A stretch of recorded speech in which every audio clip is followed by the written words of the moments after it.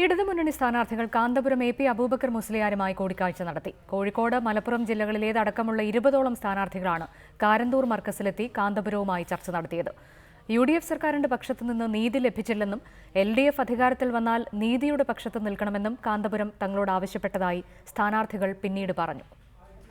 10 മണിയോടെയായിരുന്നു മലബാറിലെ LDF സ്ഥാനാർത്ഥികൾ കാരന്തൂർ മർക്കസിലെത്തിയത്.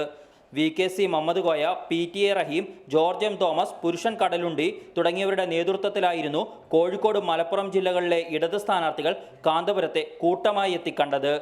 അടച്ചിട്ട മുറിയിൽ അരമണിക്കൂറോളം ചർച്ചയും നടത്തി.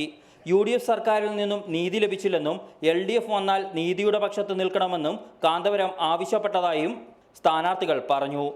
ഈ ഗവൺമെൻറ് സ്ഥാപനങ്ങളും ചെയ്യുന്ന കുറേ അനീതികളുണ്ട്. ആ അനീതികളെ സംബന്ധിച്ചെല്ലാം പറഞ്ഞു. അപ്പോൾ ഞങ്ങളത് വന്നാൽ അത് പ്രൊട്ടക്റ്റ് ചെയ്യും എന്നുള്ളതാണ്. നീതി നടപ്പിലാക്കും. ഇടതുപക്ഷത്തിന്റെ മതനിരപേക്ഷ നിലപാടുകൾക്ക് കാന്തപുരം പിന്തുണ അറിയിച്ചതായും സ്ഥാനാർത്ഥികൾ വിശദീകരിച്ചു.